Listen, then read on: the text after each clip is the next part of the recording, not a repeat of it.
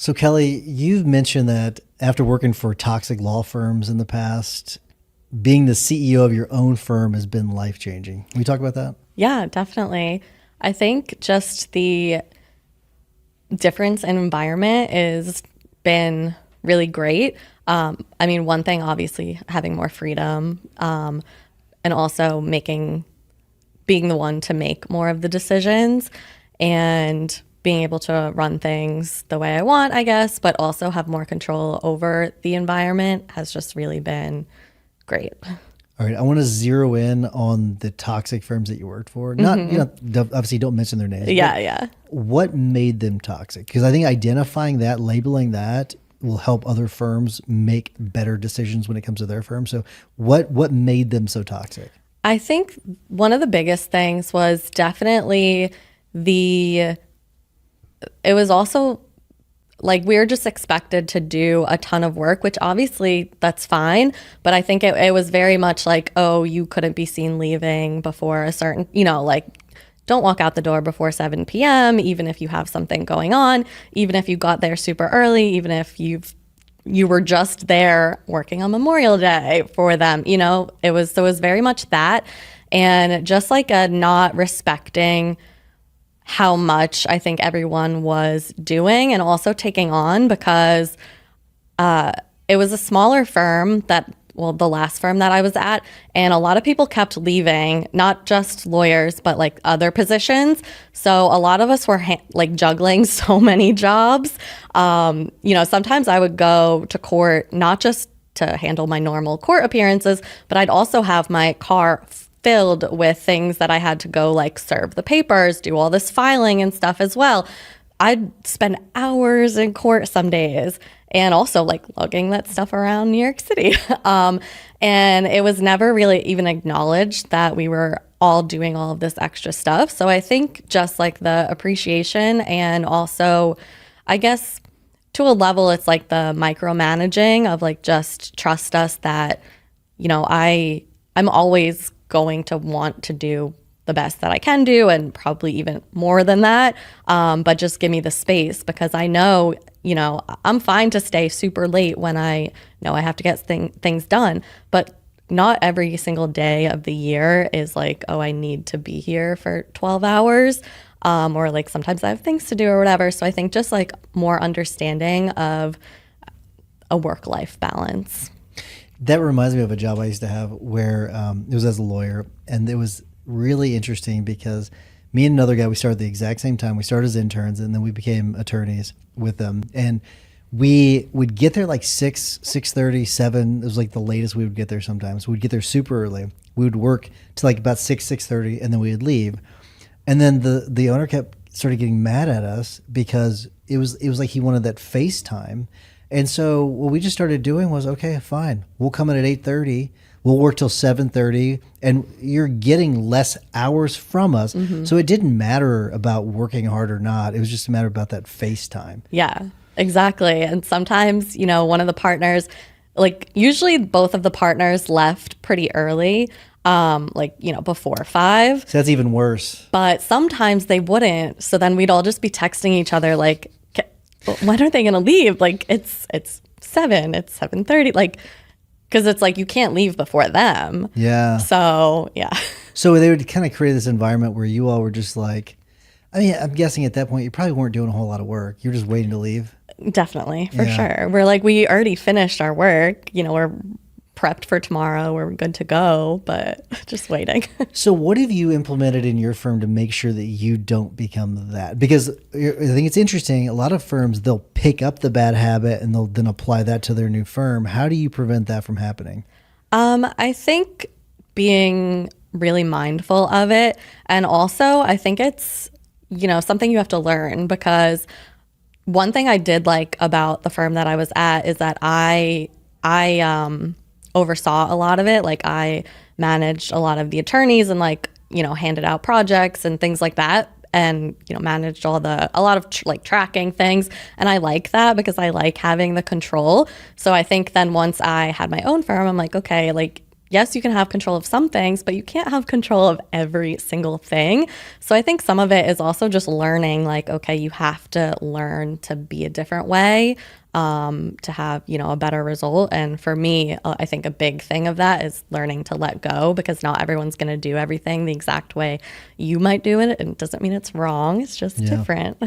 What are some other things that you thought maybe did work at the old firm, and then when you tried to apply it, or maybe you changed something, maybe you thought it didn't work at the old firm, you tried to change it and make it work at your firm, and it didn't work?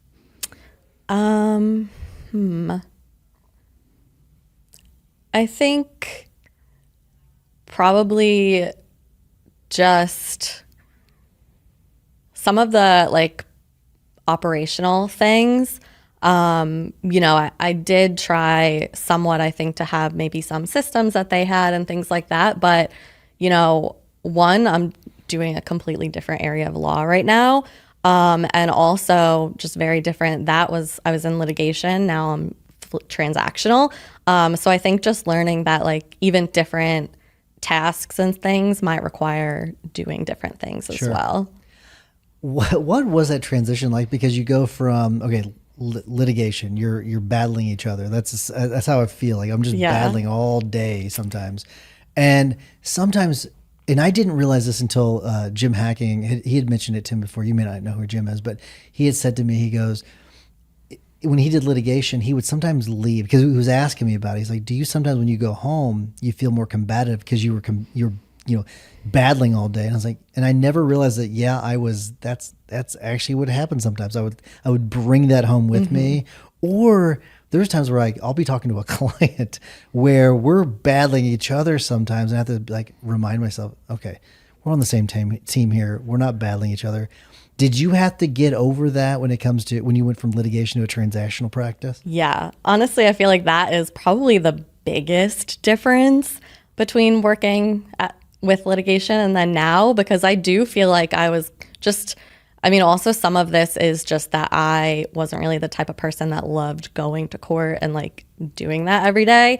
But I do feel like I was on edge like every single day, like on high alert essentially, because you always have to be, ready, or like ready to handle what's coming next, or like if, someone didn't show up and then we'd have to go to trial, or, whatever was going to happen. So I do feel like I was always on edge, both like going to court and then also at work with some of the other attorneys, or, like being competitive or things like that. So that was one of the biggest changes to now. I just feel like this much more calm, like regularly calm. And it's nice 'cause I'm like, oh, wow, I forgot it. Like you don't have to be like on edge or like fight and flight like all the time, because you're not just constantly fighting. Do you miss any of that though?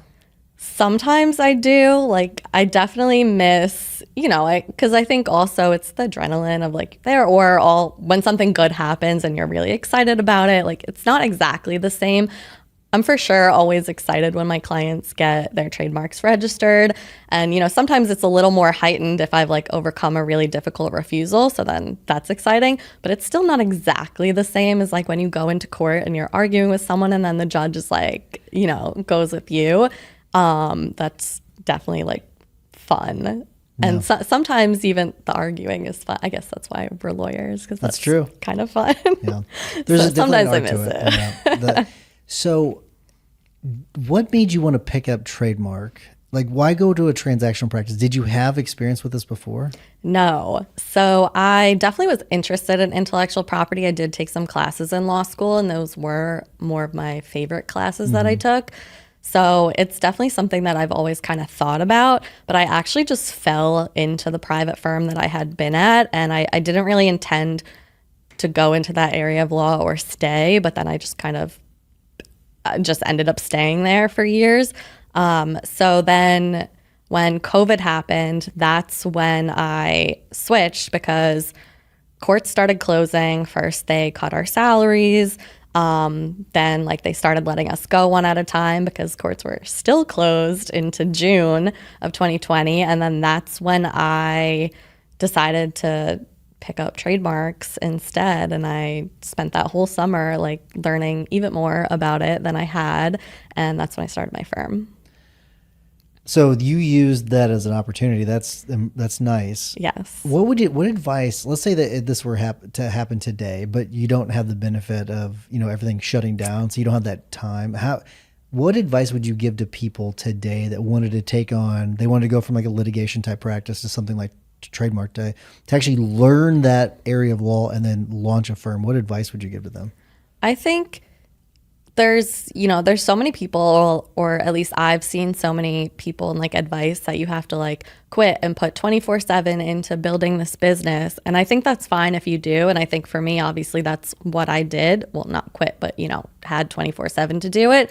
But I don't think that needs to be how everyone does it. Like, I think you could definitely spend time, while you're still at a 9 to 5 quote, or 8 to 7, whatever Yeah. it is, building a firm, or at least starting to put those pieces into place behind the scenes, learning a different area of law, doing all the research you can. There's so many paid ways to do it, but there's also so many free resources out there to like learn things as well. So I think learning that, also for me, like joining Facebook groups have been really helpful. That's the first thing I did before I started. I had joined a trademark attorney Facebook group. Nice. And the way that I went through like years of posts of just people asking all different questions, citing to sources, and then I'd go read whatever they cited. And then I would save all these posts. I'd like so much. I went through years of stuff because I was like, I want to know everything.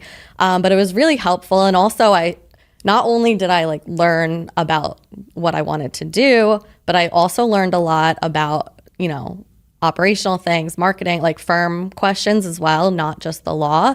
And also I saw how helpful the other attorneys were in the group.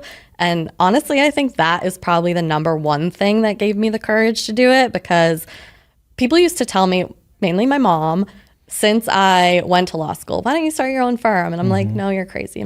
That's never happening. I'm never doing it. And then 2020, I was like, Mom, I'm actually starting my own firm. But that was one of the biggest things, because I was always so scared of, okay, if you're going out on your own, you don't have people to ask questions. Like, you don't have colleagues, you don't have a boss telling you what to do. Like, how do you know what to do? But then I saw in this group, people were all leaning on each other and, so helpful. So that really gave me like the courage to be like, oh, okay, I think I could do this. And then if I have questions, there's literally thousands of people in this group that are willing to help. So that was definitely like the biggest thing. What has surprised you the most in starting your firm? Probably the difference in the attorneys on the transactional side compared to all the attorneys that I had, or not all, but a lot of the attorneys that I had known from litigation. Yeah. Because I do not think that ones that I had gone to court with and, knew for years would be as helpful as the ones that I've met. And also as helpful, even knowing that, we're essentially competitors.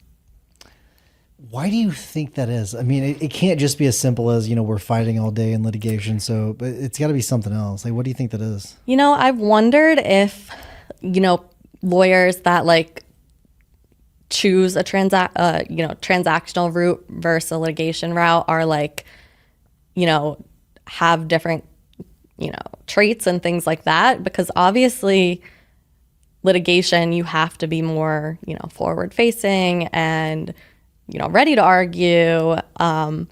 So I do think it's maybe a little bit of that.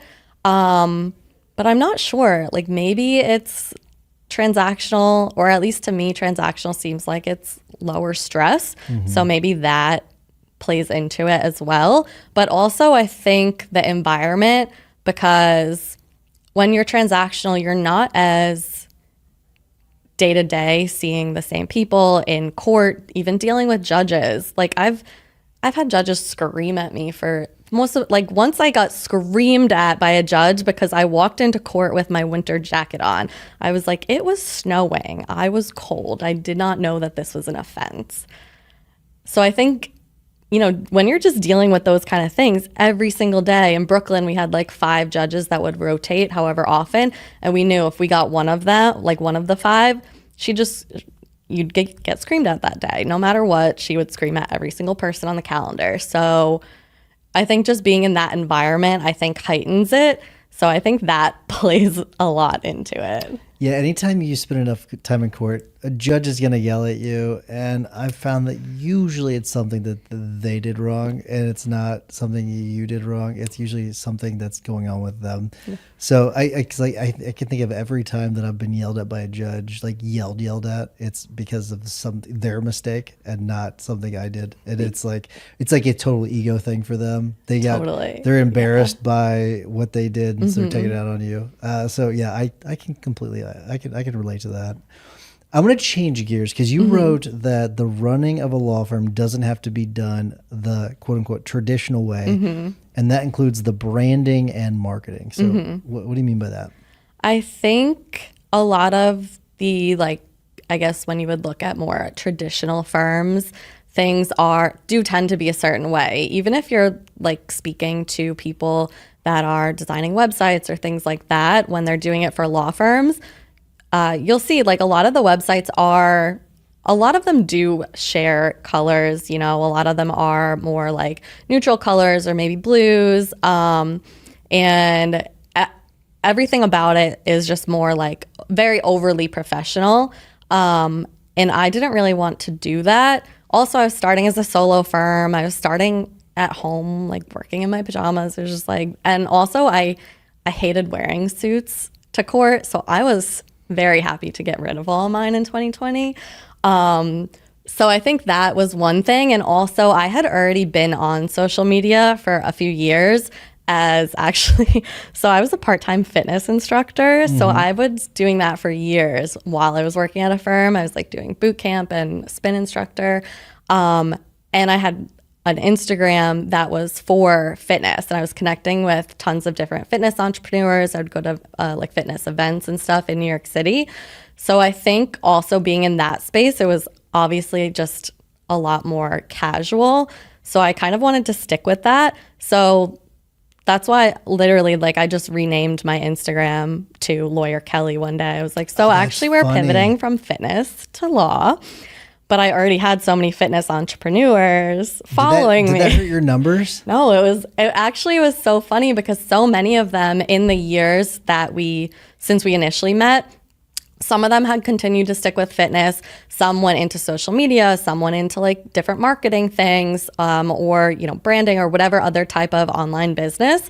So a lot of them actually ended up becoming my clients, or referring me to other people. So that also, like, fitting into that space also led me to be a lot more, I was like, okay, I want to be more approachable to them, because I also saw so many of them not doing anything with the legal side of their businesses because they were like, well, I'm afraid of lawyers, like lawyers going to yell at me or judge me or whatever. I'm like, no, that's not true. No, so I wanted to, you know, fit into the niche that I kind of had fallen into. So I want to make sure we splash this on the screen for people that are watching on YouTube, and for people that are listening to this, they can't see it. But your website is really interesting because I want to pull this up. When we were looking through potential guests, one of the things that caught my attention was your marketing or your website, really, because like it's really cool. Yeah. So people that are watching can actually see it on here, but we'll splash it on the screen. But I do think it's. I mean, you're talking about. I don't know what color you'd call that. It's not red and it's not pink. It's somewhere in between. It's pinkish. Yeah. And it's, you know, it's a picture of you, you know, you're just kind of sitting there. And I think it's a really cool website. And instead of bullet points, you use chili peppers, which is really, really cool. I think that's awesome. And so it reminds me of, and I am going to draw a blank on her name, Hogshead, Sally Hogshead. I got it. She wrote the book, and I won't remember the name of the book, but she talked about different is better than better. And I think it's such an appropriate thing, because people, it's one of those things, like, they don't hire you because they're like, oh, you're the best. No one knows who the best is, but if you're different, sometimes you're perceived as better just because you are different. I think that's really cool. Where did that come from? Like, where did you pick up all that knowledge, though? I wonder how were you able to learn that in a way and then capitalize on it? I think I had also I had learned a lot about marketing, especially marketing on social media in the years that I was doing fitness things on the side. That's really where I started like posting regularly on social media, getting comfortable with it and kind of learning all about it there. And also I had friends at the time that I met through fitness that were now doing social media marketing or, coaching or whatever. So just from them, being friends, I had followed all of their content. So I think over the years, I had just already learned so much about it. So when I started my firm, I was kind of already like, well, I know exactly what I want to do because, I already had all of that like marketing training and stuff from a lot of them. How do you bridge the gap between the posts and making them a client? I think really just connecting, I think a lot of times, people will, like DM me and be like, oh my God, I love this post, or wow, you're so approachable. Like, you make the legal so much more fun or like less scary or whatever. So I think that makes it easier for them to either message me or email me. I'm also, one thing I do see a lot of lawyers saying like no DMs or whatever, but a lot of people message me also just or replying to my stories about like not just legal things, but whatever. But I think just creating like a more casual, like inviting environment has led a lot of people to, just chat with me about legal stuff or other things and then, end up booking that way. And I've also had tons of people that, over the years in following me have started a business or knew someone that did or started chatting with me about my post about like oatmeal or something. And then now, like 3 years later, they're like, okay, now I'm ready to trademark, Oatmeal, that's funny. It's actually funny because I started posting, this was like maybe 2 or 3 years ago, I started posting. I don't really love oatmeal, but it's like a healthy breakfast. So you got to eat it. Yeah. So I literally post a picture of my oatmeal and I write like my stupid oatmeal for my stupid health. And I don't know why, but I've never gotten more engagement on anything that I've ever posted except my oatmeal stories. Really? It's like the thing I get the number one messages about. Is there a certain mix of like things you post about? Like, do you like, okay, sometimes I'll do like a little bit about food and like, do you have like a mix that you intentionally try to put out?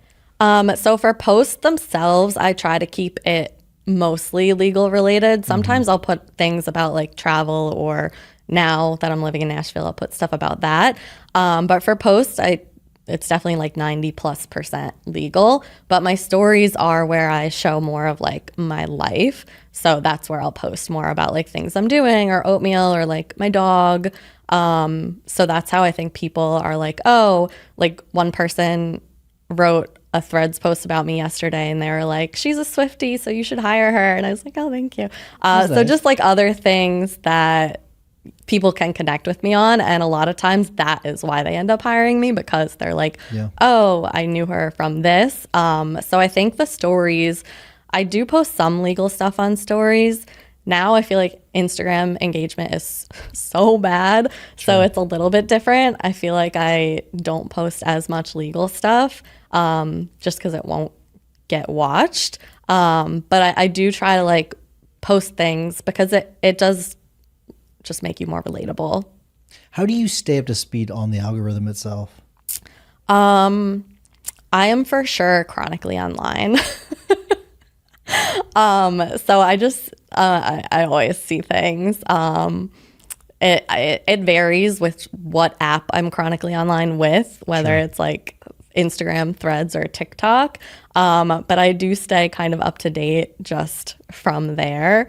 And then also having like now so many of my close friends are like also use social media. So sometimes like if I haven't seen something, then I see their post about it and I'm like, oh, okay, let me do that. I think you may be the first person on the podcast to mention Threads. And since we started in 2016, I know Threads is not that old, but I'm surprised. I didn't know people still use Threads. Is that people still use Threads? Threads is actually where I get the most engagement currently. What? Like now it's far better than TikTok or Instagram for engagement. So Instagram, I would say I use just as like, you know, it's easier space to put like, you know, you can put colorful graphics and videos and stuff. But Threads is where I get the most engagement for sure. It's where I've gotten the most new clients from this year.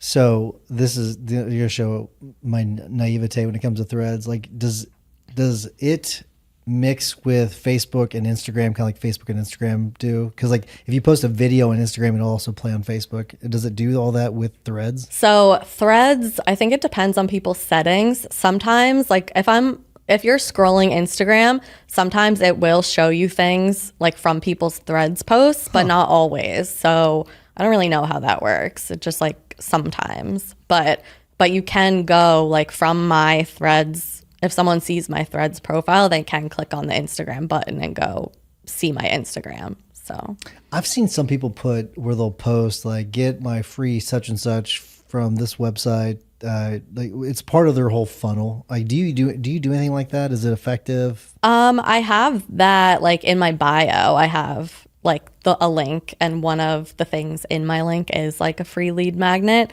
So I think those are good, but I don't really post about them that often. I try to keep most of my posts, especially on Threads, like not salesy at all.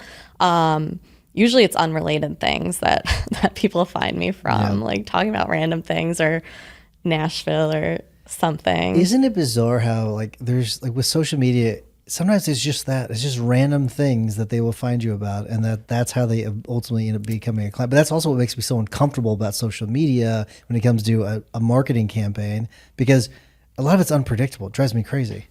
Yeah, it's very unpredictable, but that is why I always tell people to be ready to go viral at any point and be like set up for it. So for me, that means like having your bio optimized for whatever you do to make it clear for people. Because if you do go viral, you know, a percentage of them will click on your profile and they'll want to read it. And then if you have the link in there, a percentage of those people will click on that. So I have it very clear, like, okay, here's my free thing, here are my paid things, whatever. Because I went viral on TikTok in 2021, actually a post about LLCs. Oh, interesting. Video about LLCs. And that's where I got like over 10,000 followers like overnight on TikTok, and I had my funnel set up. So I got like 600 email subscribers, and like people had booked calls, and like I have contract templates as well. So some of them had signed up or purchased some of those, or they were just in the funnel and then later on purchased those. So I just always tell people to like be ready, because, you know, people will go to your bio and like the links and sign up for things. So have that kind of stuff set up in place in case it happens. It's a good idea. That's a massive influx of communications just overnight. And I wonder, do you have like a team that helps manage all the social? No, I actually that's my favorite part of my business. So I'm like, no one's doing that. No one's taking it from me. So how do you do that and then still practice law and get things done? I think you know, I've been posting now on social media for 5 years for my business. And then it was probably like 3 to 4 years before that as like fitness stuff. So I think for me, it's just it's much easier. You know, once you're doing it for such a long time, it takes a lot less time to do it. So for me, it doesn't really take that much time. So, and also, you know, a lot of my Instagram posts and carousels and stuff like that, a lot of them are like templates that I'll go in and change. So, you know, it's kind of easier. So it doesn't really take me that much time. And also especially with like videos, the way that they are now, I find that they're so much quicker. Like a lot of times it's just like the reels that go the most viral net currently, probably all of this year are really like short 5-second B-roll videos with text over them. Really? So you really only need to have a random video of whatever, preferably with you in it or something, and then you just need to come up with the hook for it and then a caption. So now that like that is the case, it's even easier to be on Reels, because the Reels that I used to make and that are my favorite to make are where I talk about pop culture trademarks, like, you know, if Kim Kardashian got her trademark denied or Meghan Markle or whatever. But those videos do take a little bit longer. So now it's just even easier to like get Reels out. So give me the formula then. Let's focus on Reels, and then we can kind of go into whatever else. But like, what's the magic formula for Reels? You said you have a template. So well, I have template for my carousel posts. Okay. Just so that they're all like formatted the same. Let's ignore the carousel for a second. Let's just focus on Reels for a second. Like, what's the formula? Because I'm guessing you're taking what works and try to replicate it, and it doesn't always probably work. But then you probably get more hits than what you know the average person. So, what is the formula? So now, for the most part, I do try to just like, sometimes I will, you know, I said I'm chronically online, but I don't really scroll Reels too much or Instagram too much. But I will sometimes just go on the Reels tab and scroll just for a little bit to see like what kind of audios are currently trending. And usually I'll just pick one of those and like add like a 5 to 10 second video, depending on whatever the audio is. And I also just try to have some videos like that I'll cycle through, like, you know, because I don't know who takes tons of videos of themselves, or some people do, I guess, but I don't really. So I just, you know, every once in a while I'll cycle through the same ones. But really I just put that there and then put text over it on the top. Sometimes it's an idea that I've seen, like maybe some, you know, social media manager that I follow posted like, oh, here's a trending audio. Like that's what this week, like I just happened to open Instagram. I saw it. She's like, oh, here's a trending audio. Like make sure to use this one. And she said like, here's an idea, like talk about, you know, a story or whatever. So then I'll try to come up with some type of hook. Not gonna lie, now with AI, I do sometimes use ChatGPT to help me come up with like more clever hooks or shorter ones sometimes. Is it good? It is. So I actually have a custom GPT that I purchased from a copywriter that is designed to she's like trained it on all like sales and consumer like psychology and stuff like that. So it's for sure better than regular ChatGPT, but it's also all trained on, I give it tons of like, I give it PDFs. So it's fully trained on like my brand voice. Like It has like, you know, 40 pages of my Instagram captions and stuff that I've written. So it knows like my voice. So that's pretty much how I come up with my hooks now. And usually I'll just say like, okay, I'm using this audio and this is kind of like the idea I want, or can you help me come up with some angles based on like, you know, all of these posts that I've posted before to kind of like help repurpose. And that's really what I do. I just like repurpose a lot of my stuff. And sometimes I'm like, I feel boring. Like I feel like I'm saying the same thing over and over again, but that's what marketing is. Yeah. So, and then I also do throw in pop culture things like this over the summer. Love Island was a big thing. And then also the summer I Turned Pretty, the show. So, you know, sometimes I make my posts about those too, because then it spikes engagement a bit. So that helps like relating to the legal stuff. Yeah. So I think that's a great idea. When it comes to the prompts, are you basically recycling prompts too, where you're like, okay, is it like a template where you use it when it comes to the prompt, where you'll just fill in certain things, like for example, the song, maybe, so everything's the same. And is it one big prompt, or is it like, are you prompting one at a time for each of those things? It really depends. I do have some prompts, that I'll use, but usually it's honestly just random based on like what has popped into my head that week, or sometimes what I've seen people talking about on Threads, which is where I spend more of my time scrolling, because I will see people saying like, or complaining about something, or, you know, saying this happened to them, or this person copied them, or whatever, and it might spark an idea for me. So usually a lot of it is more like in the moment. And then I'll ask like, okay, can you come up with some like angles, or like, let's talk about how, behavior psychology and like sales and stuff is changing in 2025. Can we come up with some new angles to post? And sometimes you do have to kind of tweak it. It's like, okay, no, that's great, but I want just something that's like 1 to 2 sentences. It has to be engaging and things like that. And sometimes I'll just end up writing it myself or using things that I've posted in the past and like using the same hook. So a lot of it is just like, it is pulling from a bank of, stuff that I've done in the past. Do you keep the bank somewhere? Like, do you like just, or do you just, I should, but I feel like I have started that so many different times, and now I just have all these different PDFs with like, from different seasons. And now, if you are using ChatGPT at all, you have to every so often start a new chat. Otherwise, it'll get worse and worse or start like hallucinating.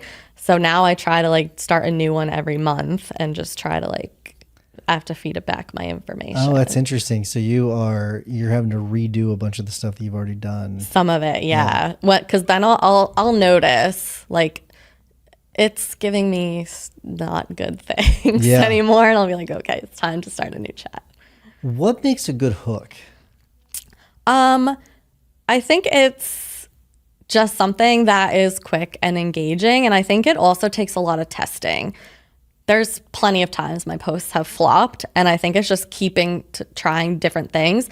Honestly, some of the things I'll do, I'll write them like 3 different ways, and then weeks apart, I'll post all 3 different ways and kind of see. Or sometimes I'll also ask people, like, my best friend, I'm like, you're my social media manager. I'm like, does this sound better or does this sound better? Like, which one's more engaging, or which one would you stop your scroll on? So a lot of it is just like testing. Yeah. Now there's also trial reels, which are not shown to your followers, but they're shown to, I guess, random people. Oh, interesting. So honestly, I think it's still a lot of testing, but someone recommended this a while ago, so I've been doing it.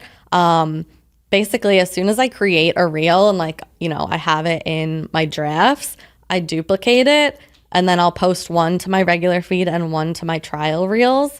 The same exact thing. So I'm not like doing anything different, but it's getting pushed to different audiences. And a lot of them nothing happens, nothing goes anywhere. But sometimes I will get new people from those trial reels because Instagram's trying to find your audience with it. I guess that's the intent. So I think some areas it works better than others. So I think law is a little harder for Instagram to like gauge who would want to see this. But I'm like, okay, well, it doesn't really take any extra time. It can't hurt. So I'll just, that's my current, like, what I'm doing with my reels. All right, I'm going to test you a little bit here. And because I'm just pulling up Apple News, I'm just going to pull up just randomly. We're going to try to figure out how you would approach. We're going to assume that these are like the top stories. Mm-hmm. Okay. I don't know if I want to do that one. So I'm trying to get something that's not political, because what was just showing is not the same thing. That was up there before. But okay, so here's one. I don't know if you play with this one. One of the articles, it's from the San Francisco Chronicle. Suddenly San Francisco doesn't have enough mansions. I noticed mansions, so it may be fun. Let's say that's like the number one story, right? That's trending, right? Like, how would you play with that? Like, how would you prompt it? Would you go to ChatGPT like right away, or what would you do? I might try to think about it first. But I might take it to ChatGPT and be like, how can I relate this to business owners and trademarks, and see if it has anything for me, or if it has any ideas. And would you do you try to just do business in general or specifically trademarks? So I would say probably the majority of the time it's more trademarks.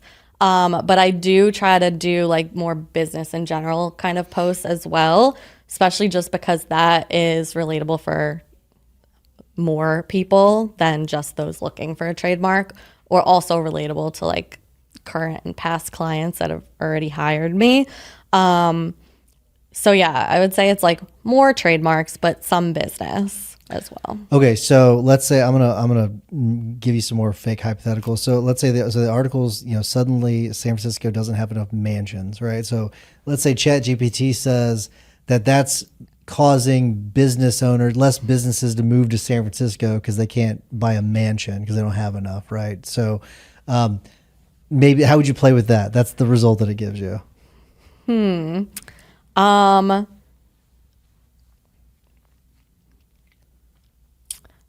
I mean, maybe something about like when you trade, obviously a better hook than this, but something about the idea like when you trademark your brand, you own your brand, it gives you more power, and then you can move anywhere you want. So you don't have to go to Okay. San Francisco. I like that. Okay, so would you come up with that prompt and then ask ChatGPT to give you some to tweak it? Is that how you would do it? Yeah, like sometimes I might ask for like, help me word this a better way, or give me different ways to say this, or even just different tones, because sometimes it'll be like, okay, here's an idea. Now, do you want a bolder version or a funnier version? And sometimes I'll be like, okay, yeah, sure, show me, Sure, yeah. let me see, and then I'll decide. Because sometimes like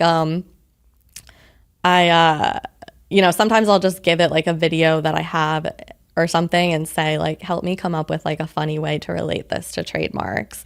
So sometimes it'll just be like, okay, this one's funny. Do you want more professional? And then you can like kind of switch up your content a bit. Yeah. Okay, so it gives you the hook, it gives you some funny ways of relating it, and then we're doing Reels, right? Yeah. So where are you compiling all this? Are you doing it inside of Reels, or like where are you putting it all? Where are you putting the text onto it?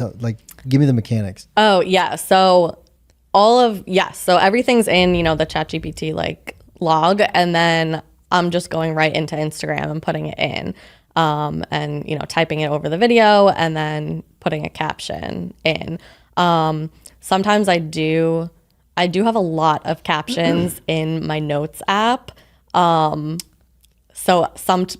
sometimes for a while Instagram was going through this glitch where like if you left the Instagram screen, like if you closed out of it to go back to another app, it would close. So I got into a habit of like always putting my captions in my notes app first because I've lost so many. Sure. Now that glitch is like, it's better, but I'm like, I don't want to test that. Is that an intentional glitch because they don't want you to do this stuff in another app and they want you to do it all natively inside of Instagram? I mean, it definitely could have been. Yeah. Who knows?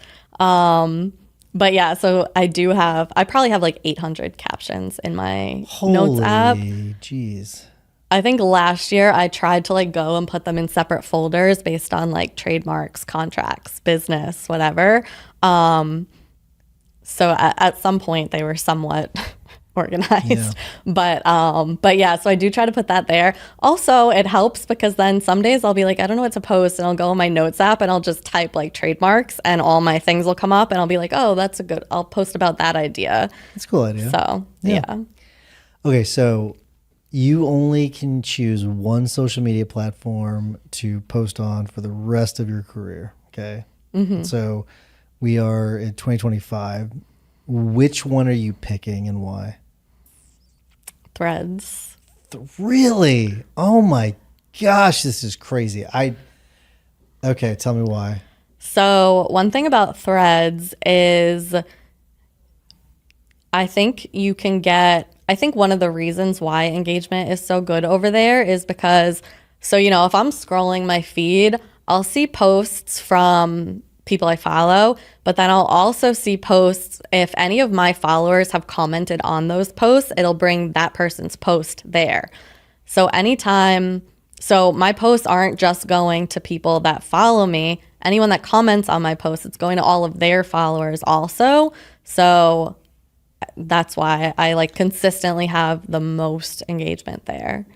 This is wild. Maybe I'm sleeping on Threads. That's really interesting. Are there any tools with like AI that you think could be like other than ChatGPT? Like, are there other tools that you use that are helpful when it comes to any of your social media?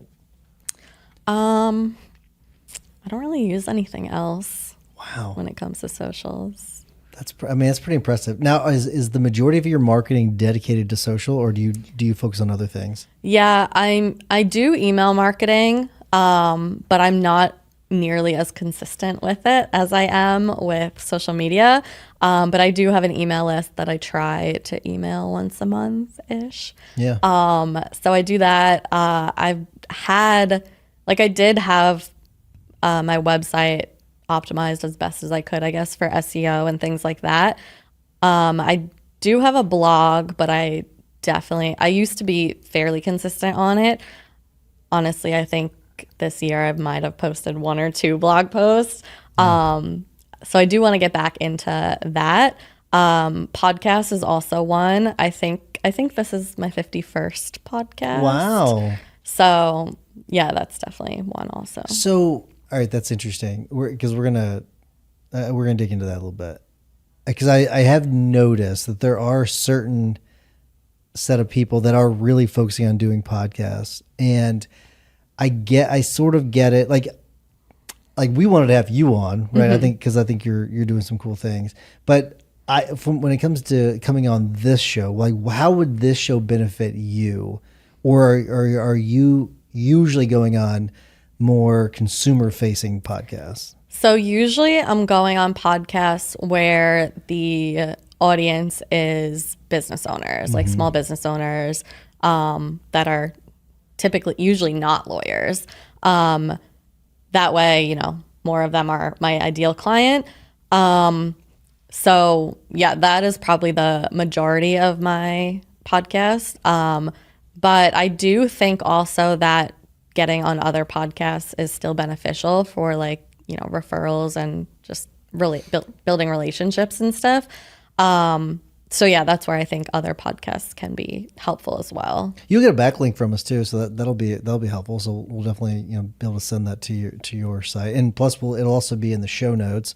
So there's that as well. So I think that's helpful. So that's interesting.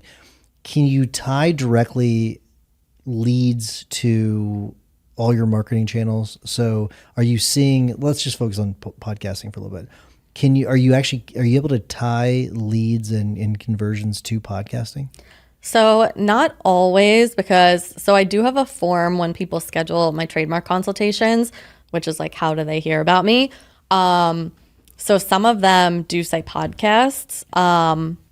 Especially this year, actually, I had someone come hire me from, I think it was a podcast that aired in 2022. Oh, wow. And she had just, ended up listening to it now. But some people will say that, but also I can't tie it exactly because some people from the podcast will follow me on Instagram and then at some point in the future hire me. So I'm not sure exactly. But definitely some people come directly from the podcast. All right, so let's test this out. Do you remember your landing page or the that you use for social media? Do you have a specific URL that you use? Yeah. Okay. We're going to test this out and see if it leads to anything. So give what that URL is. I think it's yourlegalera.com/links. Okay. So /links, LINKS. Yeah. Okay. So hopefully people so if you need a trademark attorney, or maybe you have a referral, click on that and submit. I want to test this out to see if you get any, I guess, even if you're just listening, you want to test this out, click on it and submit your information. I do want to see, because it would be kind of cool if you could find. Sometimes we'll have people come on, and they won't. The best ones don't do it in a salesy manner. They'll find a creative way to offer something to our audience, and then what'll happen is they'll get a bunch of leads or whatever. I don't think that's going to happen because this is a bunch of attorneys that are listening about marketing and business stuff. But I do find it interesting the way they do it. So it would be kind of cool if you were able to get some referrals from this. Based on that, so because we need trademarks. We use, I don't know if you know Joey Vitale, but yeah. Mm-hmm. So Joey, we use him for our trademarks, and so there are attorneys that need trademarks. So. Yeah, I have a number of attorney clients, and also actually because of social media, I have a lot of attorneys that follow me for my social media, and I've had calls with tons of them about their own marketing and stuff. Yeah, well, so. How would you, the way like we have not put as much into social media for personal injury as we used to, just because we were not seeing a connection between we're putting all this effort in. I mean, I was spending so much time recording videos and posting and all that, and we weren't getting the return on it. It just didn't make sense. So how, and I'm sure that there's some, we probably just weren't doing it right. I don't know. But what are some ways you would advise like a personal injury attorney to do their marketing when it comes to posting? And like, is there a certain platform that you would focus on? And if you say Threads, there's no way it's Threads, but No. maybe it's Threads. But what would you focus on? For personal injury, Yeah. How would you do it? I would say probably more video, maybe TikTok actually, because I do think for personal injury it would be more video focused, because it's obviously like individual consumers versus businesses, whereas trademarks, obviously is B2B. And I think just interesting videos where people would, rack up the engagement on. And that is what I've seen from personal injury attorneys. I do think it's a little different too, as far as like conversions. I do think that B2B is a different type of social media than B2C. So I think all businesses should be on social, because I do think a lot of people use it to vet that way, and like, okay, maybe you want to see that like this person, they're real, and like, or even just search, like when I'm looking for someone to hire or something, like a lot of times I do just use Instagram, TikTok, like as search platforms.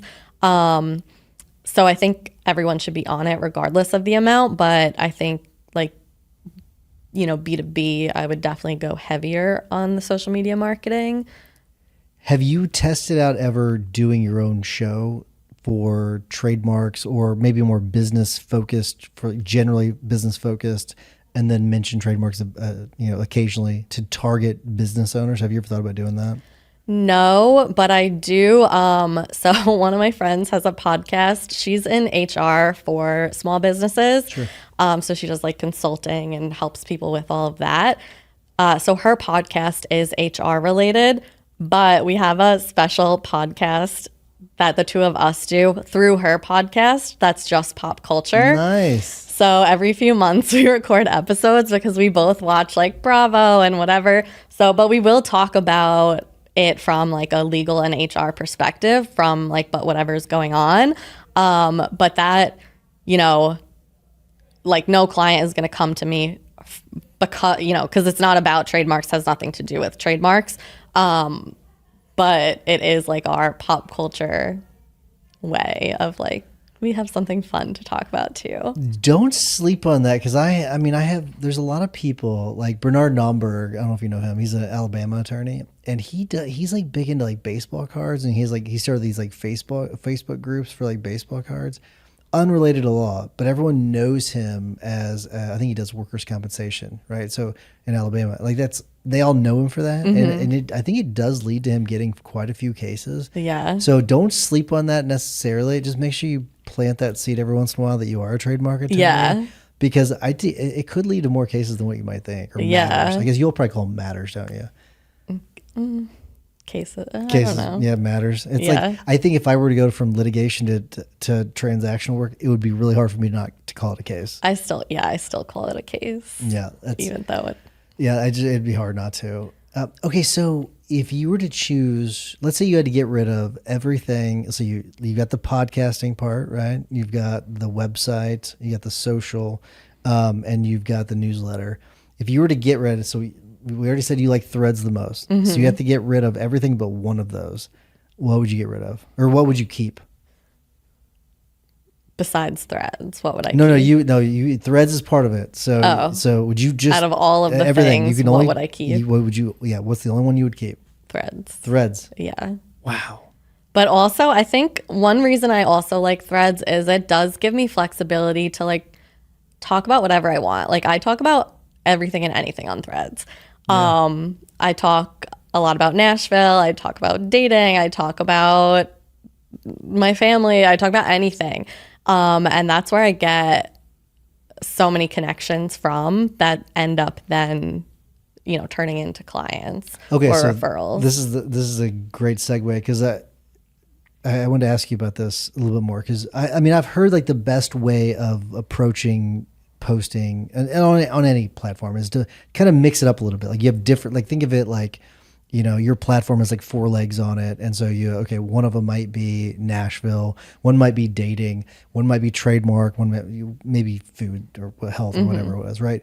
Those are like the four legs of your stool or of your table. And so that's your platform. And I wonder, do you approach it that same way? Because I've heard like that's the way to do it because that's the most effective way, right? People get to know, like, and trust you. Is that why you do it, or is it just because you like to post there generally? Like, do you have like some strategy as a part of it? So for Instagram, I have more of a strategy where my like content, like whatever you want to call it, pillars or whatever, would be more like business, trademarks, maybe Nashville. Threads, I don't really have a strategy, honestly. A lot of times I just quite literally post whatever pops into my head, which I think also is why I like Threads so much. It's just such a more casual platform. And you can connect with people on so many different topics, but that's, how you connect with people. So I would say that's also probably where I talk about trademarks the least. But it's where I grow the most. Like, I would say my Instagram this year has been pretty stagnant, like you lose followers, you gain whatever. But my Threads is the only place that I'm like actually growing and meeting new people. Does that maybe, to me, and maybe I'm just oversimplifying it, but to me that indicates that maybe you should be talking about more of those other things on the other platforms? Yeah, I think that, and that's definitely an idea. So I actually just started because I like to try new coffee shops in Nashville and work from them because I'm far more productive there than at home. Sure.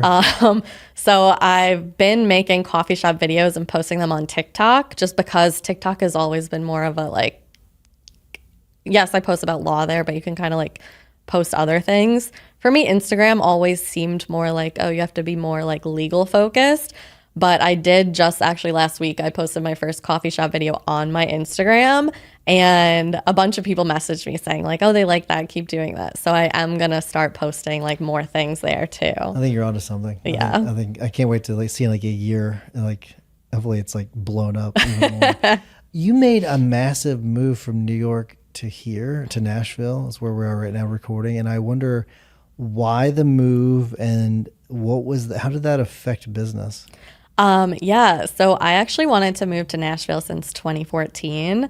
I took the bar here in 2016, took the New York bar in 2014, here in 16, thinking that I would move here shortly after.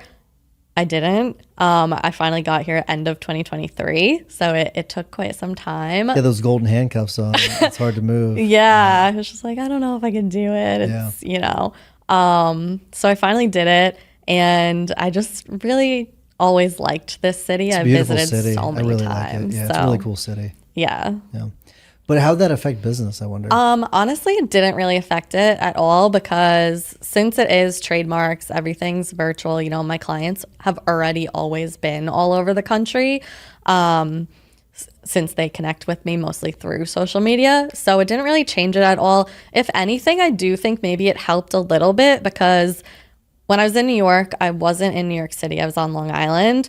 So I didn't I wouldn't really be known for like New York City content, but here I am known a little bit for Nashville. And actually, ChatGPT has referred me quite a few times. Really? People have said like, oh, they were like searching ChatGPT for like a female lawyer, trademark lawyer in Nashville, whatever, and they found me. So I feel like it's helped a bit. Have you intentionally tried to make your way into ChatGPT results, or is that just a fluke No, thing? I have absolutely no clue how it happened. When I saw it the first time, I was like, oh my God, this is so cool.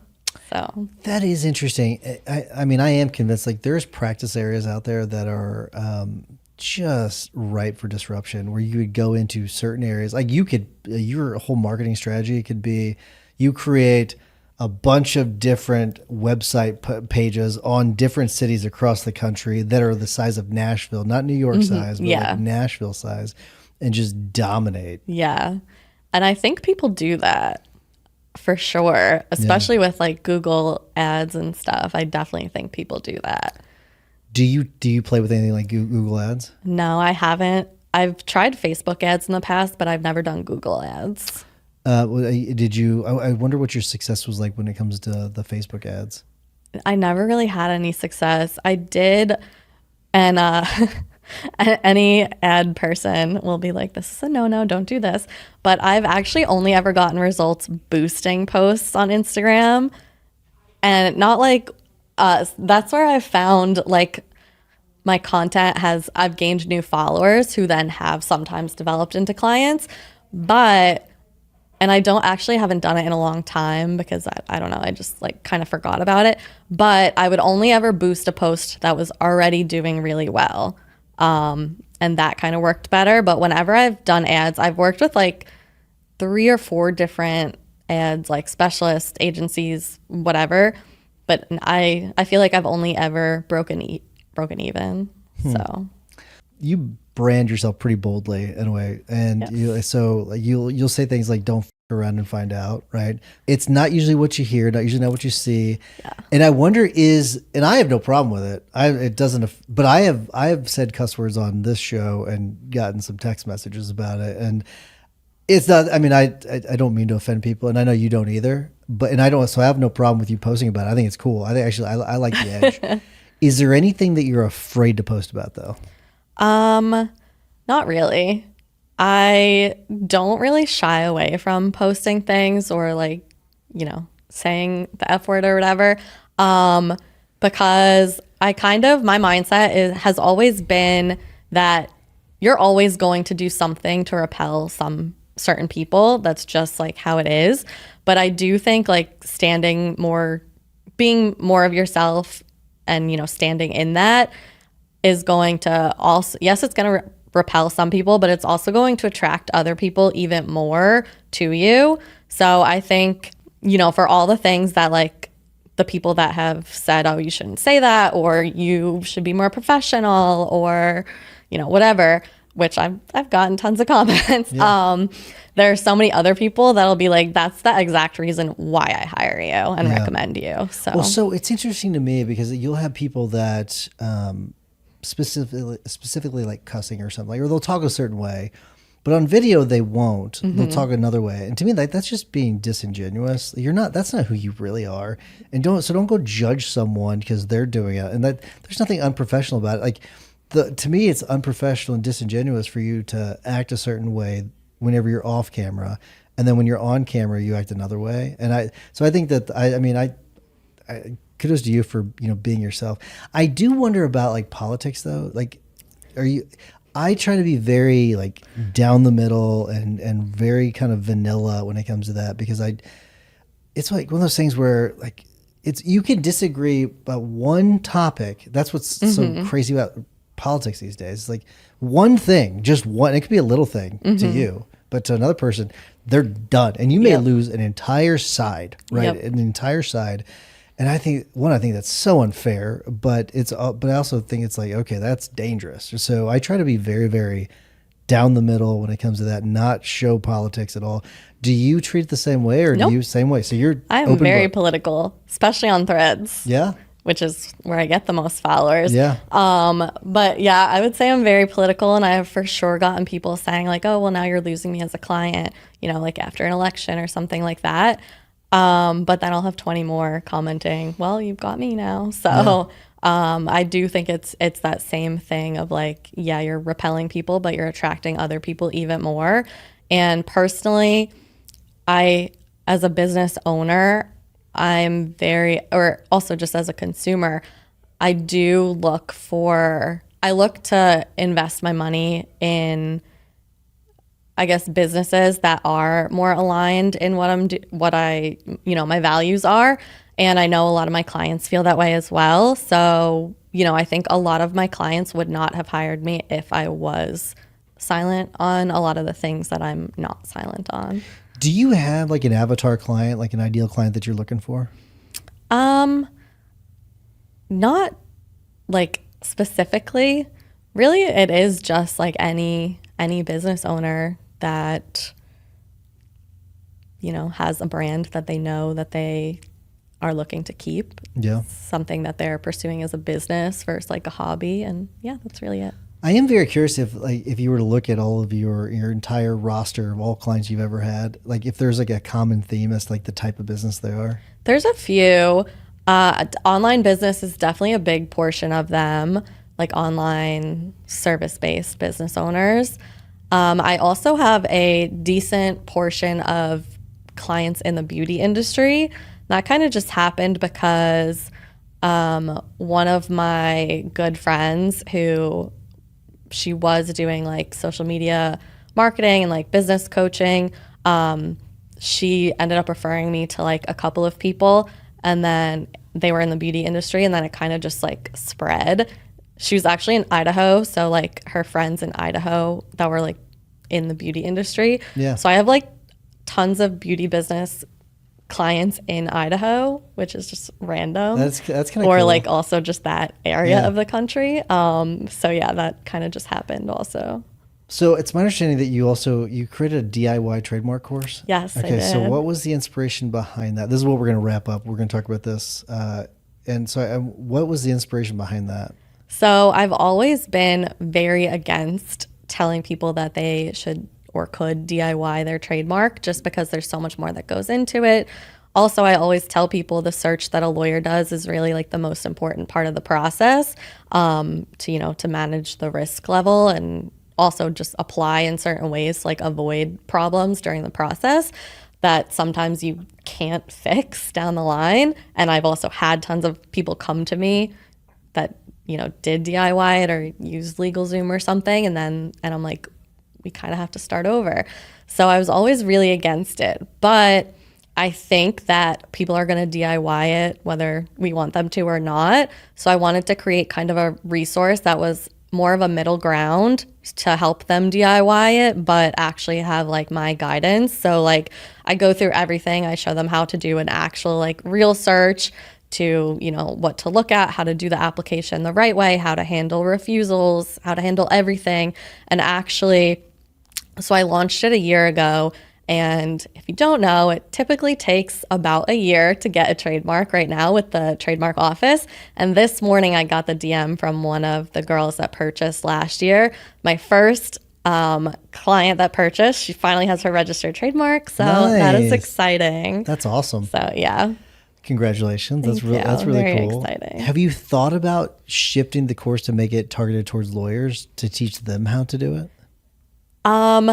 No, because I have a very good friend that already does that for lawyers, and it's Gotcha. the course that I took as well. So yeah. That's fair. Okay. I like And I that. also think hers was really good. So no reason to, Okay, very to good. redo Who it. is that? Sonia Lacani. Okay, I know. Okay, Yes. very good. Okay, Yeah, I okay, know. excellent. I'm supposed to get dinner with her tonight. so- Okay, excellent. Well, you tell Sonia I said hi. Yes. That's awesome. Really cool. See, kudos to you. She should listen to this. I should reach out and tell her that you're protecting her. So that's really good. Yeah, That's I awesome. would only refer people to her. She's the best one to do it.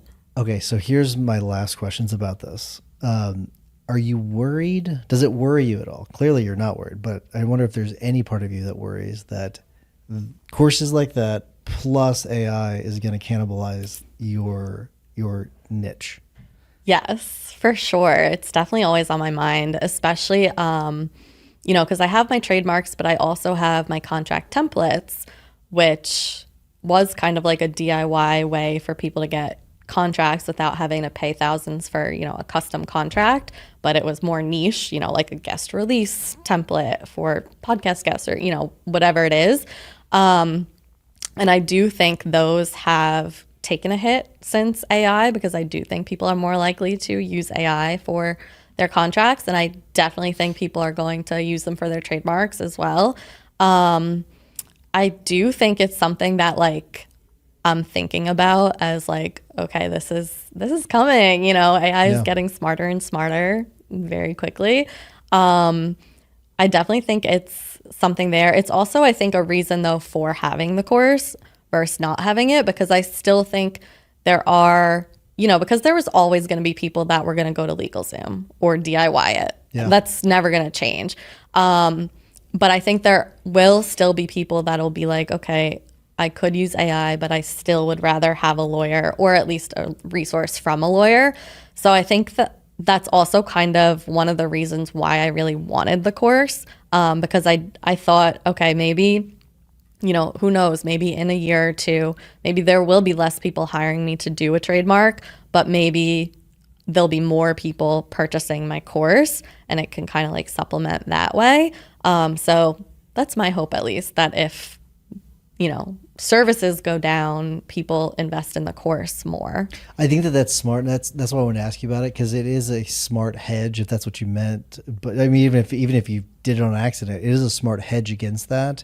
As those other services start to get the need for them goes down, it's a good hedge.